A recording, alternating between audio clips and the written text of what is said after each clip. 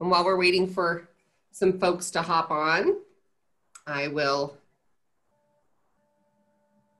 talk a little bit about how we can access the Colorado Association for Gifted and Talented's conference that we had last week. If you are interested in accessing some of those recorded sessions, you can go to the app. If you are an attendee, you can go back into the app, and those are all available for you now. You can also go to coloradogifted.org and access the results of the art contest and links to the conference. If you miss the conference, never fear, because you can still register for the conference and have access to all the amazing resources, all the keynotes, and all the breakout sessions. So it's a great deal if you just missed the boat on registering, but still want the opportunity to check out all the great professional development. You can go to coloradogifted.org and you can still click on the conference link and you can still register and access all the wonderful tools and speakers that we had at our conference this past week. So we are back on Tuesdays with Conversations with CAGT, and we are back with Dr. Blanche Kapushion from Sheridan School District. Real quick about Blanche, she's been an educator with over 35 years of experience in education. I have actually known Blanche my entire journey through gifted education. So we have been working together to bring gifted education to the forefront in the state of Colorado. And she has roles, she's the Gifted and Talented Director for Jeffco and Sheridan Schools, professional development, and she's done educational consulting. She was past president of Colorado Association for Gifted and Talented, and led efforts to lobby for legislation to support gifted learners. A couple of those legislative pieces are in effect now and helping our districts with lots of extra funding for universal screeners and qualified personnel. So thankful to her for that. She's a lifetime member of the National Association for Gifted Children and was inducted into the Colorado Academy for Educators of the Gifted, Talented, and Creative. That's always a mouthful. Great organization. She was inducted in that organization in 2003. And a Lifetime Achievement Award for the Western Academic Talent Search Center for Bright Kids in 2016 for her wonderful advocacy and support of gifted children in the state of Colorado. So we are so happy to have Blanche with us tonight, and we are going to go ahead and turn it over to her, and she's going to be sharing with us about the autonomous learner model tonight. All right, thank you, Randy. And thanks for everybody for joining us. I just want to let you know that there's a lot of material to cover in a short amount of time. So the pace is going to be rather quick. So please have pencil and paper or use the chat feature. Randy will moderate the chat for us, and we'll have questions at the end, and we'll just kind of go ahead and get started. So the autonomous learner model, here's the description that was sent out. There's just a lot of needs right now for our gifted learners, and I really do believe George and Robin and I all believe that the autonomous learner model provides a great framework to nourish and support both the affective and academic needs of all learners, not just gifted learners, and where we need to take them. These are the kind of some of the things that I thought of as we were looking at affective needs and academic needs: mental health, awareness of self, awareness of others, goal setting, advocating for self, relationship building, and nurturing, taking care of self and others. All super important for our gifted learners, all super important for every learner, and even more critical in this time of isolation and COVID happenings.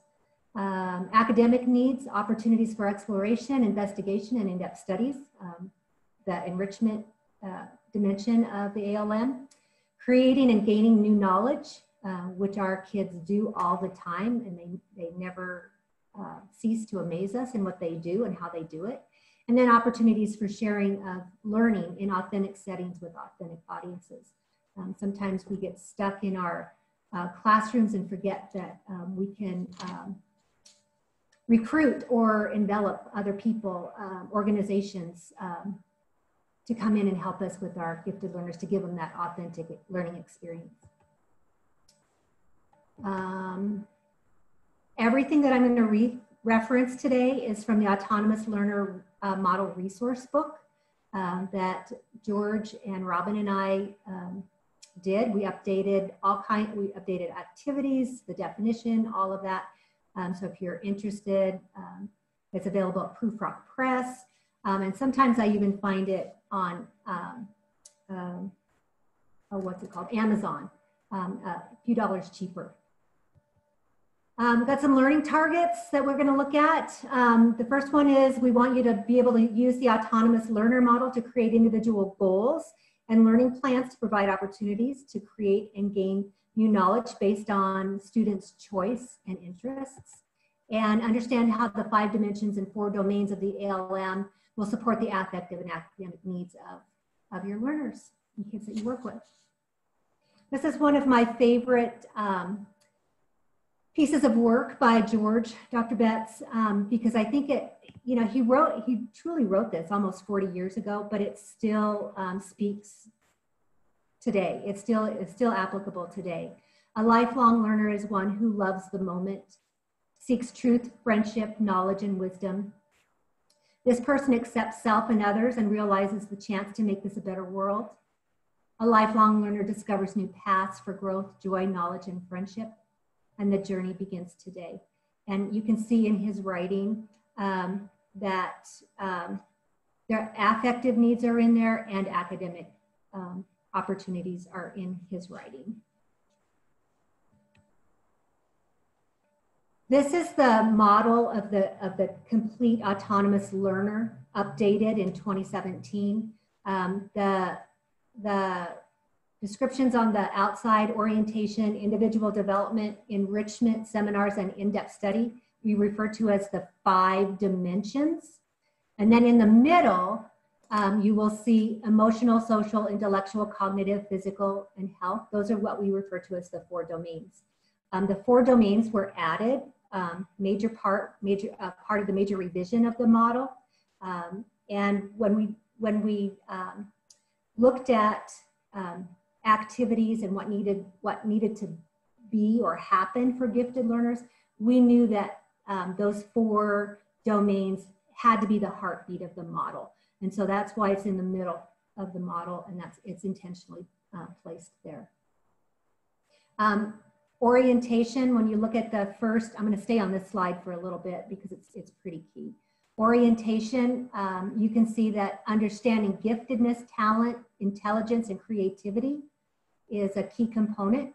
Group building activities, personal development, program and school opportunities and responsibilities are all under orientation. Those hit the affective needs like the bullseye of a target. Same with individual development, inter and intrapersonal learning skills, the use of technology, college and career planning, organizational skills, and productivity. Again, really foster that affective realm and what learners need to do to be successful. When we get down into dimension 3, enrichment, that's when the new knowledge and opportunities for personal growth start happening. Personal growth and knowledge start happening. So that's where we have explorations, investigations, cultural activities, service learning, and adventure trips. And then seminars. These are the 5 categories that have always been part of this dimension: futuristic problems, problematic situations, controversial, general interest, and advanced knowledge. And I will plug right now that this dimension had the most revisions. One of the things that George always frustrated him was that teachers weren't using the seminar dimension very much or very well, but it was because they didn't have the guidance or the structure. So we did include a lot of revisions there. And then of course, in-depth study. In-depth study are individual projects or group projects. They might include mentorships or apprenticeships. There's a presentation and assessment, and they're pretty long-term. So as we dive into the 4 domains, when we talk about the emotional domain, that we're really talking about experiencing emotions and feelings of everyday living, and the awareness of the emotions on themselves as well as others. So when we especially talk about our little people, and some of our folks, maybe our twice exceptional folks who have challenges in knowing and understanding how their emotions affect the way they learn, affect the way they interact with others. That's where we really work on that component. Social is the awareness of how one interacts or behaves with others and the effect of the interactions on self and others. So sometimes you will hear social emotional needs or social emotional goals. We intentionally separated those two. We really feel like they're different and have a different place. And when we talk about overexcitabilities and intensities of gifted learners, these present themselves differently. Then we get into the intellectual or cognitive domain, and that's the ability to obtain or create new knowledge through critical thinking, problem solving, application, and synthesis. And then the last one, physical and health, is the ability to understand and practice the appropriate habits that support positive physical, mental, social, and emotional development through nutrition and movement. So what's really important here is the focus on the whole child. All of these have to be addressed. All of them have to be recognized, not only by the instructor, but the learner themselves. And one of the things that I really want to emphasize too is that the intellectual and cognitive is really the third one in the list, and it's really the blue circle at the bottom down there. We know that giftedness isn't all about brain or that 95th percentile. It's really about the whole child and how the whole child presents their gifts and their talents and who they are. The other thing that we know is that those 4 domains are not stagnant. They're not flat. So like when we do this diagram, we kept thinking about how could we make this diagram like multi-dimensional, because anything could happen on any given day to any given person and elevate or pop one of those domains. The dog ran away. So when the dog runs away and you've got a little person coming to school and they don't have self-regulation, they're going to be a bit of an emotional wreck or a challenge that day. And so when you're greeting your kids that day and you're doing a quick temperature check, which is one of the activities in the book, how are you doing today? 1 to 10, give me a number, and then you go back and you follow up on that, and you give them the opportunity to share what's going on. Physical and health, maybe somebody didn't have breakfast that day. Maybe somebody didn't get a good night's sleep for whatever reason. By just checking in on those 4 domains in a quick way, you know what kind of day you're going to have as a teacher. You're going to know what kind of day you're going to have as an administrator. Likelihood of those kids popping into your office if you have a classroom instructor that's not sensitive or practiced in what to do with these types of situations can be a challenge. So it's really important that we look at the whole child, the 5 dimensions and the 4 domains of the model.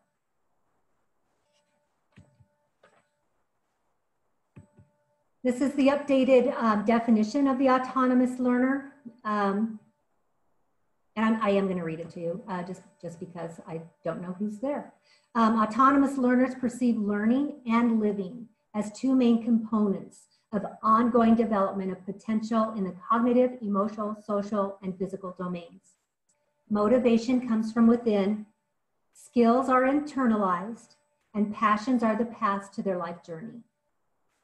Autonomous learners are never satisfied, for they perceive their needs for a nourishing life and the needs of society. That's where some of those intensities come in as well. Those needs of society, that sense of justice, wrong and right, all of those things are part of the population that we work with every day. And again, you can see within the definition that there are affective components and academic components. This is also where we really ask teachers to start thinking about their role in the classroom, and they're not necessarily their role as the disseminator of knowledge, but the facilitator of learning.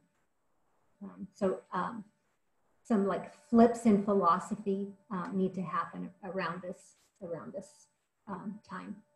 One of my favorite quotes that I think speaks to the whole child and our world of giftedness: not every child has an equal talent or an equal ability or an equal motivation, but children have the right to develop their talent, their ability, and their motivation.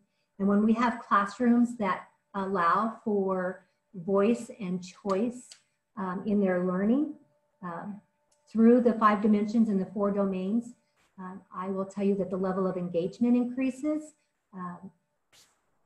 self-satisfaction, self-concept increases, the love of learning increases, and that whole general feel of success and potential is addressed and feels a lot better. So we're gonna take a quick dive and go a little deeper into each of the dimensions. There are 4 areas of, in dimension 1 of orientation, and the 4 areas are where we really want kids to understand giftedness, talent, intelligence, and creativity. And some of the big ideas that we focus on in this area is: what does giftedness mean? What does talent mean? What does talent pool mean? What does intelligence mean? What is creativity, and how do we define it? And how do you express your creativity? Creativity isn't just art. It's productive thinking. It's out of the box thinking. It's that quirkiness that happens. And our gifted kids know they're different, but they don't know why. So we have to give them knowledge around that. We need to give them structures around it. We need to give them vocabulary and experiences around that. The next thing that we also focus on are group building activities. When you have a cohesive group, it doesn't just happen magically. It's done intentionally by a teacher who knows that when you have a classroom culture of kids who are respectful of one another's differences and supportive of one another, then they can begin to bloom and grow as individuals. And then that goes into the 3rd one, is that self and personal development activities about understanding self. And when you get into these different types of activities, what I love about them is that you may have 20 or 25 kids in your class, and you do an activity to gain understanding of self, and every single activity is different. Every product is different and rich and unique. And that's what we want to uplift and celebrate. And then, so one of the things that number 2 and number 3 are intentionally in that order, because once the group comfort level is established, kids feel more safe and more willing to take risks in engaging in introspection and looking at themselves and celebrating their uniqueness and celebrating their differences. And then the 4th one kind of feeds all the way in, but program and school opportunities and responsibilities. Processes and routines that you establish in your setting to set the tone of lifelong learning. Helping one another, classroom jobs, who's taking the hamster home during Thanksgiving break, whose turn will it be over winter break? Are there opportunities for student leadership within student council at the grade level, or whatever it might be? But there are so many ways to do all 4 of these within the classroom, within the day. Going into dimension 2, that hits these are the 6 areas of individual development.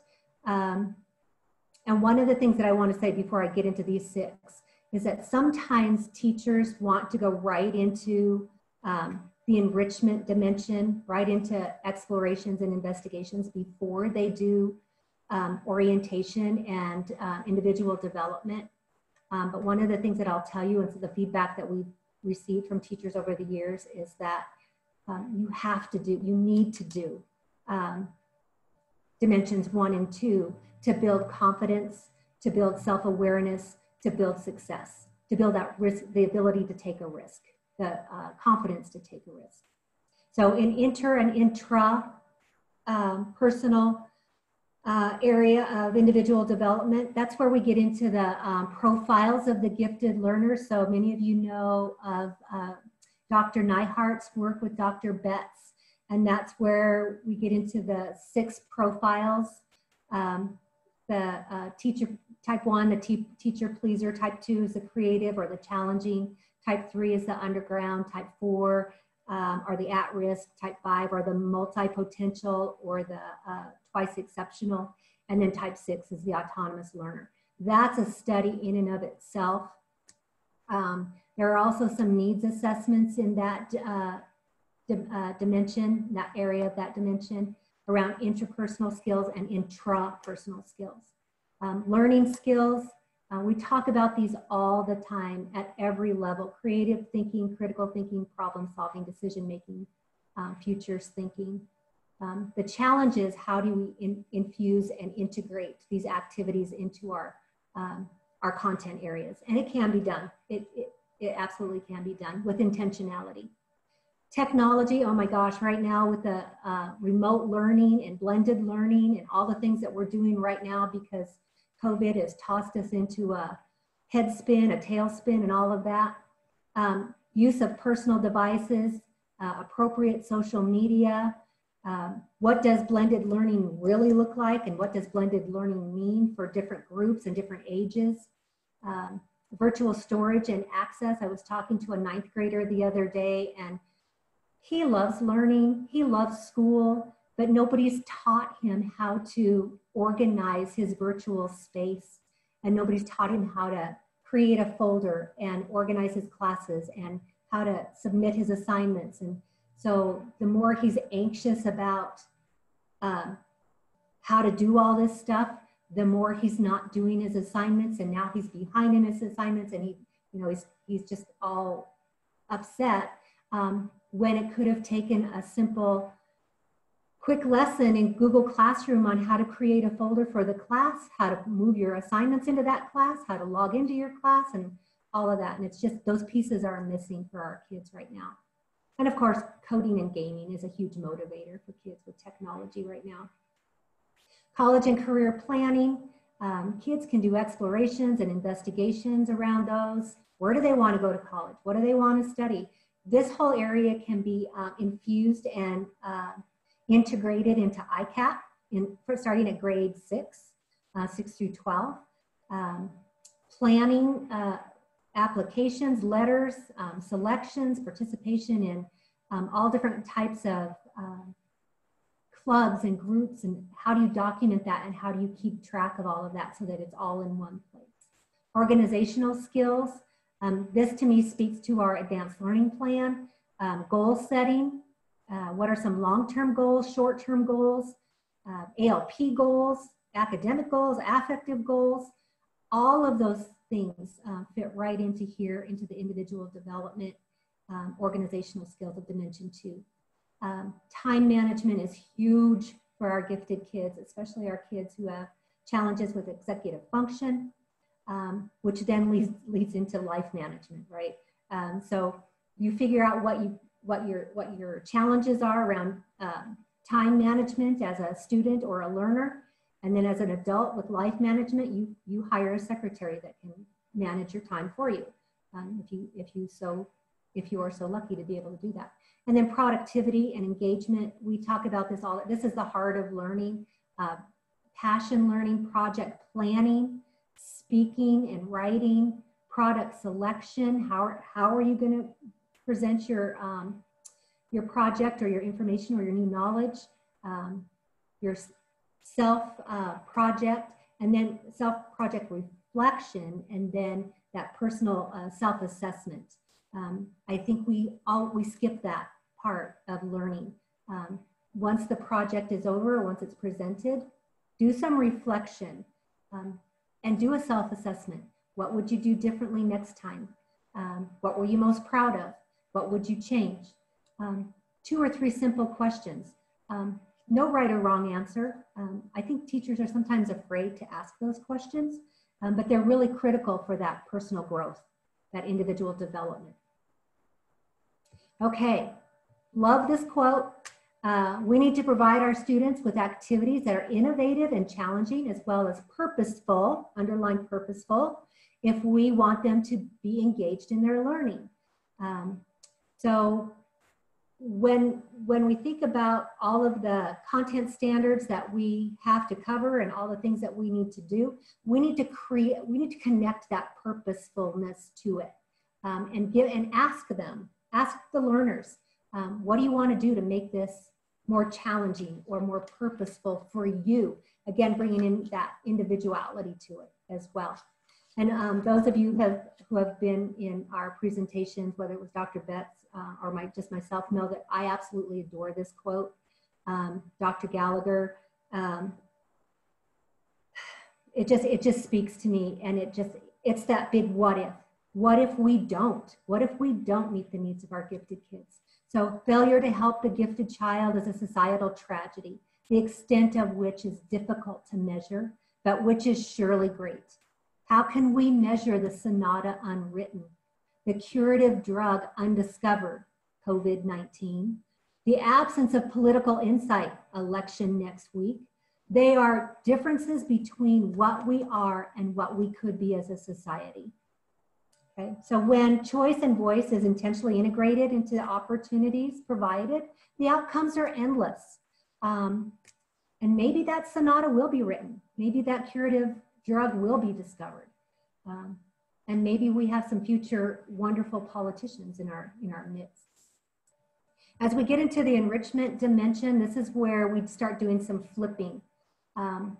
This slide is really kind of critical. It reads from left to right. You can see at the top, it says teacher and student.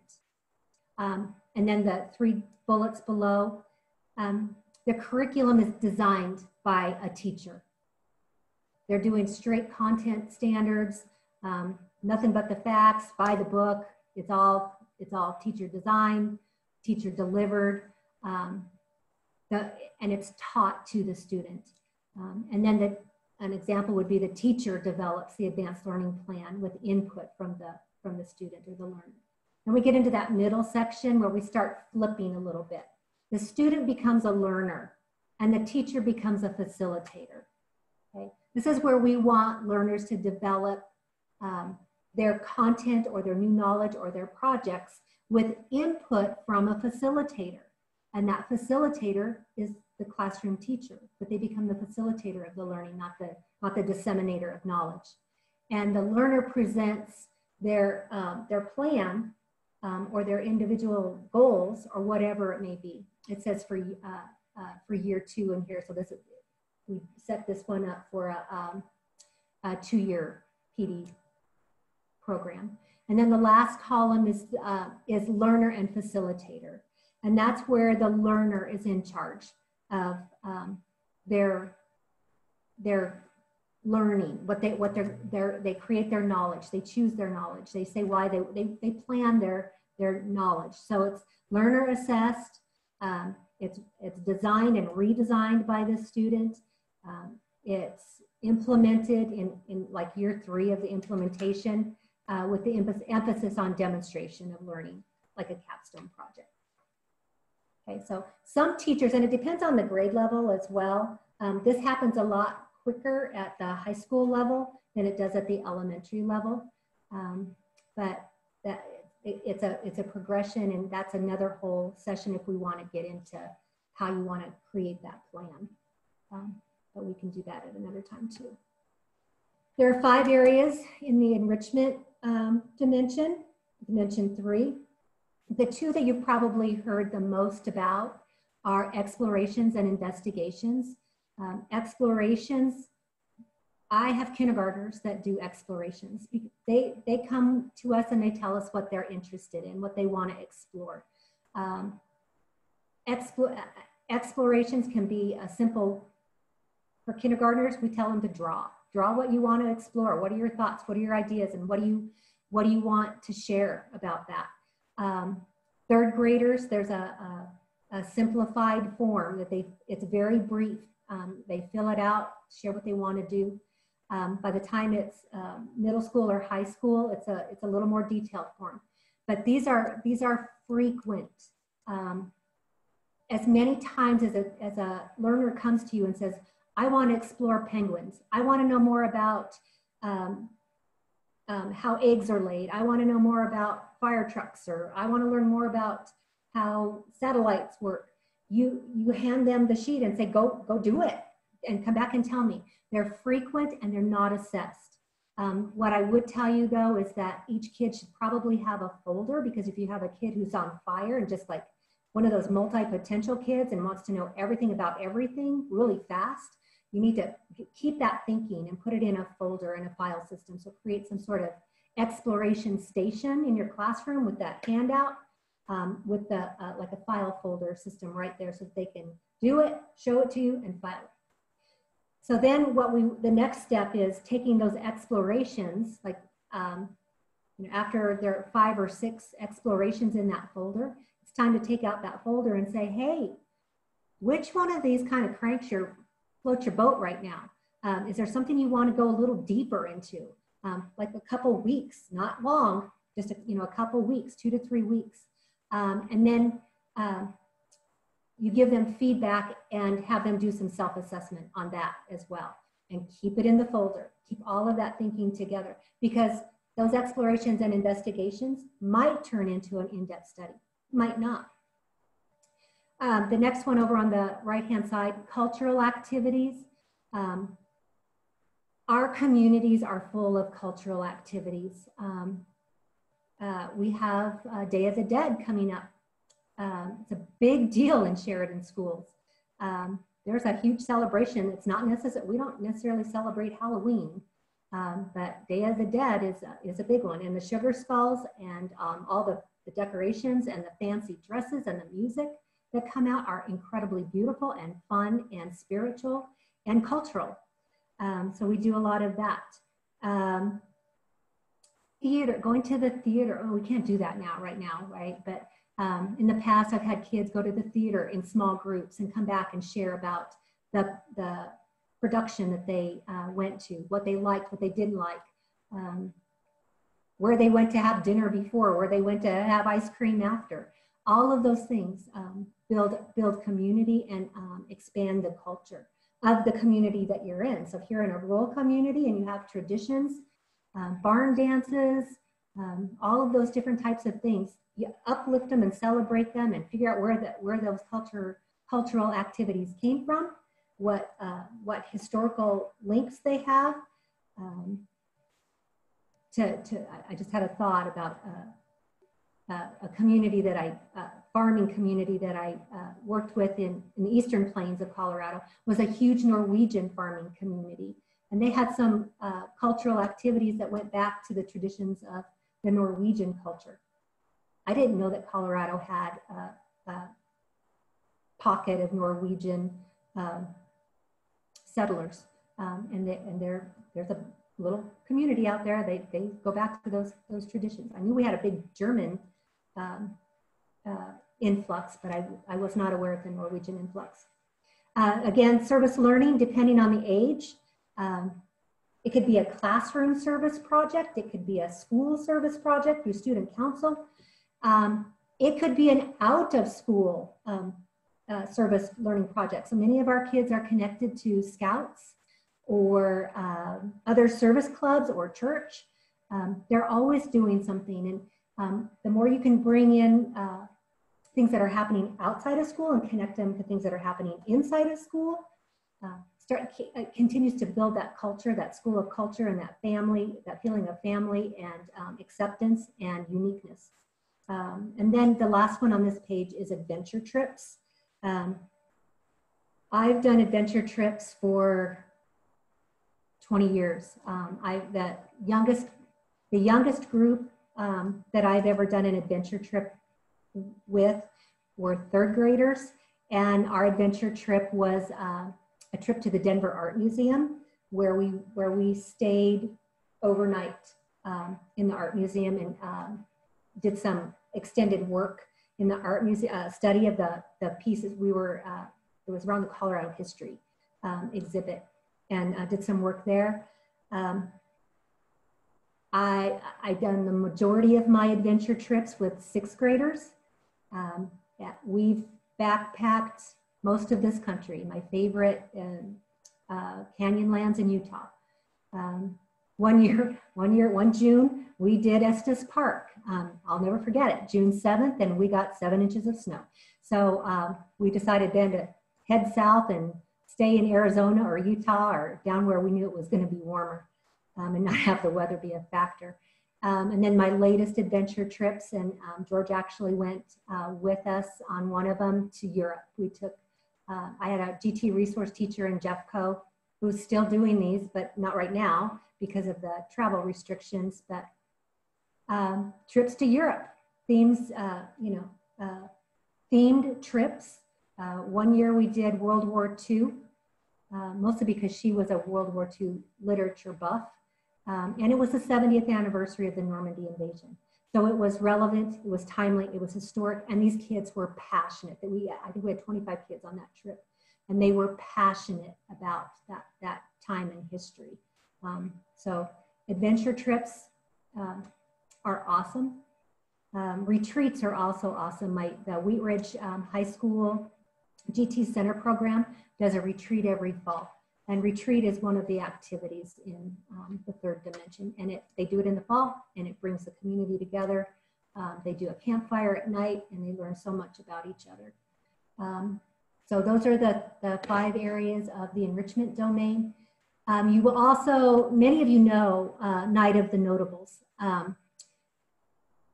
Night of the Notables in the old autonomous learner model, the previous model was in individual development, dimension 2. We moved it into dimension 3. Night of the Notables is super fun. We share this. This is one activity out of Night of the Notables, Who Am I?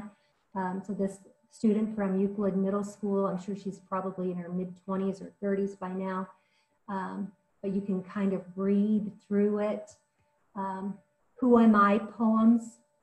The kids choose a person that they want to study. They do a Who Am I poem, and then they do a celebration at the end. Their Night of the Notables end product is a Night of the Notables museum, and they do a dress rehearsal. And they do a dress rehearsal and bring other classes in from the building to share their museum. And then they do a community event at night for parents and grandparents and community members. So Night of the Notables is now in dimension 3, and Who Am I poems are just one activity out of that. And if any of you are interested, when Donnie Betts was cleaning out some of George's materials, she found a whole box. I have a whole crate of the original Night of the Notable booklets that Willa wrote. So let me know if you want one of those, because I have a box full. I was going to give them to teachers in Cherry Creek last spring, but our last session got canceled. So as I said earlier, seminars, dimension 4. The emphasis, we rewrote this one. We really dived in and did some major revisions. Basically before it was like 3 pages that said, here's a seminar. These are the 5 categories, have fun. But we learned that many people, many educators didn't know even how to go about setting up the structure for a seminar. So one year when George was working with me in Jeffco and we had all of the GT Center teachers in a PD session, if you guys remember George, he was amazing. Like he's just started doing this activity about, okay, let's draw a big circle and let's divide it into 5 sections and label each section of that circle with these 5 categories. And then everybody put down your ideas for what you're interested in that might fit in those categories. And then we did a process of elimination, and within the group, then they settled on a seminar topic, but it was collaborative, it was cooperative, it was open, it was brainstorming. Everybody had a voice in it, everybody had conversations. It was brilliant as he was just pulling it. I'm sure he thought about it and had dreams about it, but I was like taking notes, and I was like, okay, we have to put this down so that we know how to do this. We also included different ways to group kids. Of course, it can be choice, it could be stick. I mean, they're just all different types of ways to group kids. And then we also talked about how important it is to have an authentic audience to present to. That authentic audience could be your classmates, but if you could get a group of teachers to come together to talk about something that's happening at the school, that's powerful. We had a 4th grade class at a school in Wheat Ridge who it was a problematic issue. They didn't have a sidewalk in front of the school, and it wasn't safe. So they created their seminar, they did their research, and they presented to Wheat Ridge City Council. There's now a sidewalk in front of that school. So it's just an example, and it can go down to like 4th grade, but lots of information, new information in that dimension. And then of course, the last dimension, in-depth study, which has been around for a long time. In-depth study is a longer term, and it's passion driven. It can be 1 semester, it can be 1 year, it can be multiple years. And it might include a mentorship or an apprenticeship. Kids are very different when they're ready for this level. I do have my friend James at Sheridan High School. I've known James, he's a senior now, known him since he was a freshman, and he's been writing this novel. The novel is now written, and what he's doing this year is working with a professional editor. And that mentorship connection, I sat in on a couple meetings. With that mentorship connection, I learned that there are different types of editing. So what they're engaged in is a developmental writing editing process, which was his choice. So 4 years of this in-depth study and this passion, and he's kicking it. So I've also had a kiddo 2 years ago who was writing and performing his own music. We hooked him up with a professional who helped him refine some of his music. So he's going to be in the Grammys pretty soon. This is just a summative chart of the progression of explorations to investigations to in-depth study. And I'm not going to, we've hit all of those. Explorations are short-term, investigations are long-term, in-depth studies are longer-term. Okay. And then this, I just want to wrap up. Many of you know Sue Jackson, our friend from the Damien Institute up north in Canada. She wrote this, I think last year, and I absolutely loved it. So I'm just going to wrap this up because when we talk about the autonomous learner and we talk about the uniqueness of our gifted kids and the kids that we serve and the families that we're supporting, I just thought this was lovely. Our children do not fit into succinct, codified abstractions. The language and currency of social institutions such as education or medicine or mental health, they are not a label. They are not one thing, an intellect, a certain identified talent. They're individuals. And they are fluid in both their moment-to-moment perceptual experiencing and their understanding of all phenomena. They're hard to pin down, especially our multi-potential kids.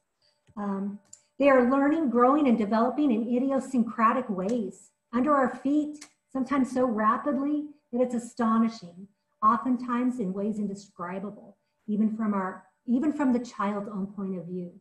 Sometimes they don't even know that this stuff is happening to them. They get nervous and they get anxious and they don't understand why these feelings that they're having. We are the guardians of these special children, and there is so much more to do to fully articulate these capacities and this profound and uncommon experiencing. We are the guardians. So that is the end of my little presentation, and I will open it up to to questions. I'm going to stop sharing. Oh, well, real quick, would you go back? If you could share your slide again, I want you to put the book slide with your book up again. Okay, let me see if I can go back there. There it is. And I will, while you're doing that, I'll just remind our viewers that they can throw their questions in there. If they were like me, they're probably furiously jotting notes. We had viewers from Littleton, Lakewood, Sheridan, Colorado Springs, Boulder County, Kentucky, and our like super fan from Malaysia, Eileen. So we were so excited to see her on again. Hi, friend. So there it is. There's your book, Autonomous Learner Model Resource Book. And this has all these activities that you kind of referenced in here, and it articulates the 5 dimensions as well. Absolutely, and the 4 domains. Yeah. The 4 domains. Okay. So it was definitely the 35,000 foot view, but I took a ton of notes. And just a couple things I wanted to mention. I love the quote by Gallagher, and it reminds me of Colin Seal's Leaving Giftedness on the Table. Yeah. I was taking all kinds of notes during his presentation, and I was like jotting things down and really making connections, like things that I'm going to start saying differently. Yeah, absolutely. And he also mentioned making social emotional learning part of the curriculum. And I think that's something that George always spoke to, and that you've always spoken to, is that they don't need to be separate. If we allow kids to explore their passions, we will address their social needs, their emotional needs, their cognitive needs, and their physical needs, their need to feel fulfilled and seen. And nourished as a human being. Yeah. Because if we know gifted kids, we know that nourishment is not just about whether or not they eat breakfast. It's about whether they can feed their mind. And if they're being allowed the opportunity to feed their mind. And their soul, yeah. Yeah. So, and Albuquerque, we've got Helen from Albuquerque. We have quite the diverse audience tonight. One thing, and maybe you could help with this, because you mentioned the investigations, the cultural activities, and of course we are in the time of COVID. And I don't know that we're seeing any, I don't know that next year is going to be better financially. No. So I know. That's just the reality. It's not. Yeah. And so what are some resources or things you've used to help finance some of these opportunities? Because we know gifted funding isn't near on par with SPED funding or ELL funding, but what are some things you've accessed in the past to help you go on these adventure trips or go to these cultural activities or do some of these things? So a lot of them are virtual right now. So National Geographic Virtual Field Trips is a great website, and they're low cost. National Geographic might even be free. It might be one of those free or low cost resources, but they have an incredible catalog where kids can go in and select something that they want to dive deeper into, something of interest. I personally have been watching a lot of concerts and music online, a lot of, I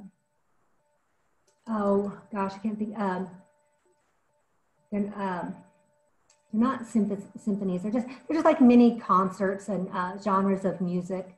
And so I kind of get fixated on one artist or another, or one genre or another. And then I bounce back to another one. So, I just finished up some New Orleans jazz, which is very different from Nashville jazz. So just different types of things like that. Trying to think some other. So just taking advantage of what's online. It's virtual. It's not like being there, but at least it's exposure to different types of things. I would love if anybody in the audience has some other ideas, please share. I think this is a great time to share different resources. And I think like EF tours was great when the world was open, but I think there's also, grants out there and things like that that we can apply for and stuff. I just didn't know if you had any specific, but I think there is a large amount of awesome things available online right now that luckily a lot of organizations are offering for Yeah. free or really reduced costs right now. So Yeah. I think let's lash onto those and grab those while we can, for sure. And Nanette just commented on here that the resource page has a ton of virtual tours. And we also have a COVID-19 page on coloradogifted.org that has a lot of those resources as well for not just teachers, but also families. And there was a request to share your contact info. Blanche, do you have a specific email that you would be willing for me to put in the chat here? Yes. Why don't you, I'm going to go ahead and use my Sheridan. So it's B Kapushion, BKAPUSHION at ssd2.org. Okay. I'm going to go ahead and put that in the chat. I'll pin that to the top as well so people can see it. Yeah, please feel free to contact. I'm happy to chat and discuss and support. Okay. I don't see a ton of questions here in the chat, so I feel like a lot of people are just like me, jotting down information. I already have some great ideas for activities I'm going to be doing with my middle grades kiddos, based on just kind of refreshing my memory. I spent, my graduate studies with George, and I remember all of this, but we get caught up in all the other stuff and forget about some of these other little pieces that we could be totally doing with kids. So I'm definitely going to be maybe adapting the Night of the Notables to something where we can't have all our audiences, but adapting it to something digitally that can be shared wouldn't that be with fun families. To do a Night of the Notables on Zoom and have all these different characters on in your squares? That would be kind of fun. That would be. Could you imagine? It'd be like through the ages. Yeah, wouldn't that? I just had a vision about that. That'd be kind of fun. And just for those of you who are not familiar with the autonomous learner model, it's been around for 40 years. I really think George and Jolene Kircher, who was one of the original developers of the autonomous learner model, were really very visionary. And Robin and I used to comment to George as we were revamping and rewriting and updating the ALM that what was applicable 40 years ago is still very much applicable today. And then that whole idea about the affective and academic need to be blended together. They are not separate. And I was so thrilled to hear that in almost every keynote last week at the conference, especially Collins and Jonathan's and well, and then Richard. Yeah. So they all hit that, and I was like, yes, and I knew George was like smiling down and just patting them on the head, saying, yes, that's what it's not separate.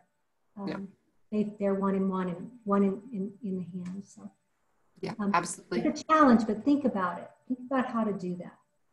And when you give kids choice and voice and opportunity to share, then you are meeting their affective needs.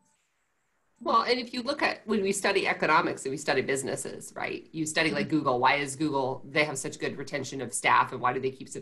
It's because of the way they design their buildings, and it's the way they like treat their employees, and they give their employees these breaks, and they have these environments that are conducive to collaboration, those kind of things. Well, that's meeting workers' social and emotional needs.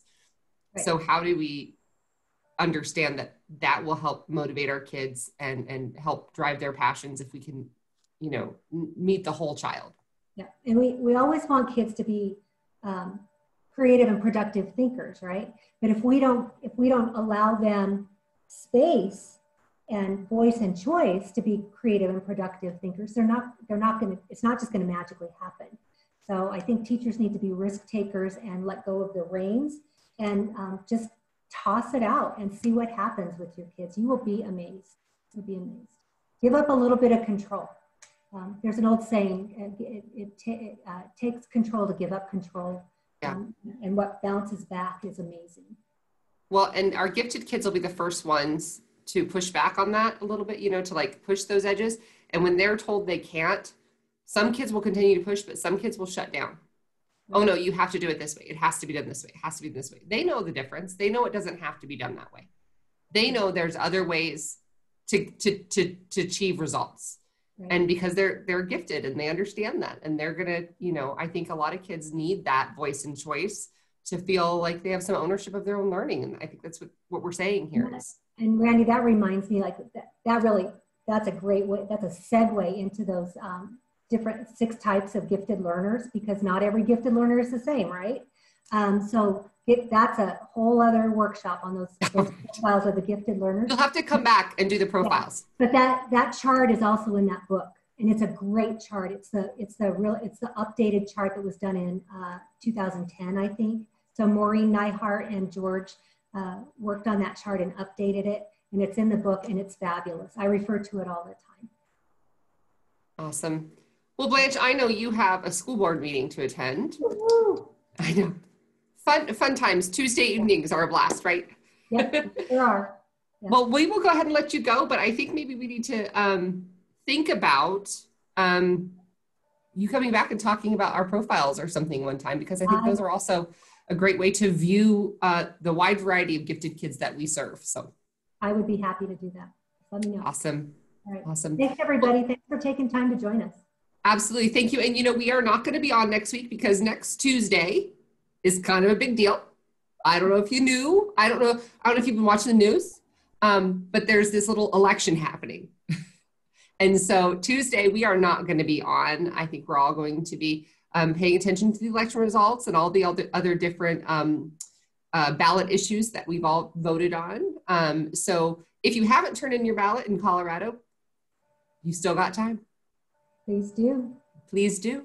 And so we will see you in 2 weeks on November 10th. And I think we have, on November 10th, I think we have Karen Rogers on November 10th is going to be with us. So in 2 weeks, we'll see you back here, same time, same place. Blanche, thank you again for joining us tonight. Yes, thank you. Bye-bye. Bye, everybody.